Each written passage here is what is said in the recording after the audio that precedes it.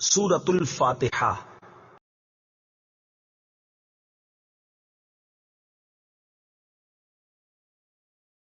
بسم اللہ الرحمن الرحیم۔ ترجمہ: اللہ کے نام سے شروع جو نہایت مہربان رحمت والا ہے۔ بسم اللہ، اللہ کے نام سے شروع۔ تفسیر صراط الجنان میں اس کی تفسیر کچھ اس طرح ہے۔ علامہ احمد ساوی رحمت اللہ تعالی علیہ فرماتے ہیں، قرآن مجید کی ابتدا بسم اللہ سے اس لیے کی گئی تاکہ اللہ تعالیٰ کے بندے اس کی پیروی کرتے ہوئے ہر اچھے کام کی ابتدا بسم اللہ سے کریں، اور حدیث پاک میں بھی اچھے اور اہم کام کی ابتدا بسم اللہ سے کرنے کی ترغیب دی گئی ہے۔ چنانچہ حضرت ابو ہریرہ رضی اللہ تعالی عنہ سے روایت ہے، حضور پر نور صلی اللہ تعالی علیہ وسلم نے ارشاد فرمایا، جس اہم کام کی ابتدا بسم اللہ الرحمن الرحیم سے نہ کی گئی تو وہ ادھورا رہ جاتا ہے۔ لہذا تمام مسلمانوں کو چاہیے کہ وہ ہر نیک اور جائز کام کی ابتدا بسم اللہ الرحمن الرحیم سے کریں، اس کی بہت برکت ہے۔ الرحمن الرحیم، جو بہت مہربان رحمت والا ہے۔ امام فخر الدین رازی رحمت اللہ تعالی علیہ فرماتے ہیں، اللہ تعالیٰ نے اپنی ذات کو رحمان اور رحیم فرمایا تو یہ اس کی شان سے بعید ہے کہ وہ رحم نہ فرمائے۔ مروی ہے کہ ایک سائل نے بلند دروازے کے پاس کھڑے ہو کر کچھ مانگا تو اسے تھوڑا سا دے دیا گیا۔ دوسرے دن وہ ایک کلاڑا لے کر آیا اور دروازے کو توڑنا شروع کر دیا۔ اس سے کہا گیا کہ تو ایسا کیوں کر رہا ہے؟ اس نے جواب دیا، تو دروازے کو اپنی عطا کے لائق کر یا اپنی عطا کو دروازے کے لائق بنا۔ اے ہمارے اللہ عز و جل، رحمت کے سمندروں کو تیری رحمت سے وہ نسبت ہے جو ایک چھوٹے سے ذرے کو تیرے عرش سے نسبت ہے، اور تو نے اپنی کتاب کی ابتدا میں اپنے بندوں پر اپنی رحمت کی صفت بیان کی، اس لیے ہمیں اپنی رحمت اور فضل سے محروم نہ رکھنا۔ بسم اللہ سے متعلق چند شرعی مسائل۔ علماء کرام نے بسم اللہ سے متعلق بہت سے شرعی مسائل بیان کیے ہیں، ان میں سے چند بیان کرتا ہوں۔ نمبر 1، جو بسم اللہ ہر سورت کے شروع میں لکھی ہوئی ہے یہ پوری آیت ہے، اور جو سورہ نمل کی آیت نمبر 30 میں ہے وہ اس آیت کا ایک حصہ ہے۔ نمبر 2، بسم اللہ ہر سورت کے شروع کی آیت نہیں ہے بلکہ پورے قرآن کی ایک آیت ہے، جسے ہر سورت کے شروع میں لکھ دیا گیا تاکہ دو سورتوں کے درمیان فاصلہ ہو جائے۔ اسی لیے سورت کے اوپر امتیازی شان میں بسم اللہ لکھی جاتی ہے، آیات کی طرح ملا کر نہیں لکھتے، اور امام جہری نمازوں میں بسم اللہ آواز سے نہیں پڑھتا۔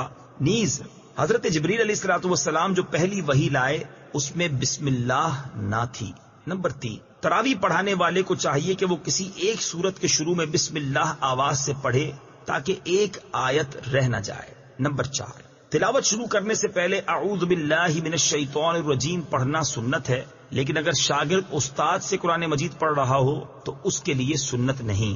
نمبر 5، سورت کی ابتدا میں بسم اللہ پڑھنا سنت ہے ورنہ مستحب ہے۔ نمبر 6، اگر سورہ توبہ سے تلاوت شروع کی جائے تو اعوذ باللہ اور بسم اللہ دونوں کو پڑھا جائے، اور اگر تلاوت کے دوران سورہ توبہ آ جائے تو بسم اللہ پڑھنے کی حاجت نہیں۔ الحمد للہ رب العالمین۔ ترجمہ: سب تعریفیں اللہ کے لیے ہیں جو تمام جہان والوں کا پالنے والا ہے۔ الحمدللہ، سب تعریفیں اللہ کے لیے ہیں۔ تفسیر صراط الجنان میں اس کی تفسیر کچھ اس طرح ہے، یعنی ہر طرح کی حمد اور تعریف کا مستحق اللہ تعالیٰ ہے، کیونکہ اللہ تعالیٰ کمال کی تمام صفات کا جامع ہے۔ حمد اور شکر کی تعریف۔ حمد کا معنی ہے کسی کی اختیاری خوبیوں کی بنا پر اس کی تعریف کرنا، اور شکر کی تعریف یہ ہے کہ کسی کے احسان کے مقابلے میں زبان، دل یا اعضاء سے اس کی تعظیم کرنا، اور ہم چونکہ اللہ عز و جل کی حمد عام طور پر اس کے احسانات کے پیش نظر کرتے ہیں، اس لیے ہماری یہ حمد شکر بھی ہوتی ہے۔ اللہ تعالیٰ کی حمد و ثنا کرنے کے فضائل۔ احادیث میں اللہ تعالیٰ کی حمد و ثنا کرنے کے بہت فضائل بیان کیے گئے ہیں، ان میں سے 3 فضائل پیش کرتا ہوں۔ نمبر 1، مسلم شریف کی حدیث ہے، حضرت انس بن مالک رضی اللہ تعالی عنہ سے روایت ہے، نبی اکرم صلی اللہ تعالی علیہ وسلم نے ارشاد فرمایا، اللہ تعالیٰ بندے کی اس بات سے خوش ہوتا ہے کہ وہ کچھ کھائے تو اللہ تعالیٰ کی حمد کرے، اور کچھ پیے تو اللہ تعالیٰ کی حمد کرے۔ نمبر 2، ابن ماجہ کی حدیث ہے، حضرت جابر بن عبداللہ رضی اللہ تعالی عنہ سے روایت ہے، حضور پر نور صلی اللہ تعالی علیہ وسلم نے ارشاد فرمایا، سب سے افضل ذکر لا الہ الا اللہ ہے، اور سب سے افضل دعا الحمدللہ ہے۔ نمبر 3 ابن ماجہ ہی کی حدیث ہے، حضرت انس بن مالک رضی اللہ تعالی عنہ سے روایت ہے، حضور اقدس صلی اللہ تعالی علیہ وسلم نے ارشاد فرمایا، جب اللہ تعالیٰ اپنے بندے پر کوئی نعمت نازل فرماتا ہے اور وہ نعمت ملنے پر الحمدللہ کہتا ہے تو یہ حمد اللہ تعالیٰ کے نزدیک اس دی گئی نعمت سے زیادہ افضل ہے۔ حمد سے متعلق شرعی حکم: خطبے میں حمد واجب، کھانے کے بعد مستحب، چھینک آنے کے بعد سنت، حرام کام کے بعد حرام، اور بعض صورتوں میں کفر ہے۔ للہ، اللہ کے لیے۔ اللہ اس ذات اعلیٰ کا عظمت والا نام ہے جو تمام کمال والی صفتوں کی جامع ہے، اور بعض مفسرین نے اس لفظ کے معنی بھی بیان کیے، جیسے اس کا ایک معنی ہے عبادت کا مستحق، دوسرا معنی ہے وہ ذات جس کی معرفت میں عقل حیران ہے، تیسرا معنی ہے وہ ذات جس کی بارگاہ میں سکون حاصل ہوتا ہے، اور چوتھا معنی ہے وہ ذات کہ مصیبت کے وقت جس کی پناہ تلاش کی جائے۔ رب العالمین، جو سارے جہان والوں کا مالک ہے۔ تفسیر صراط الجنان میں اس کی تفسیر کچھ اس طرح ہے، لفظ رب کے کئی معنی ہیں، جیسے سید، مالک، معبود، ثابت، مصلح، اور بتدریج مرتبہ کمال تک پہنچانے والا، اور اللہ تعالیٰ کے علاوہ ہر موجود چیز کو عالم کہتے ہیں، اور اس میں تمام مخلوقات داخل ہیں۔ الرحمن الرحیم۔ ترجمہ: بہت مہربان، رحمت والا۔ الرحمن، بہت مہربان۔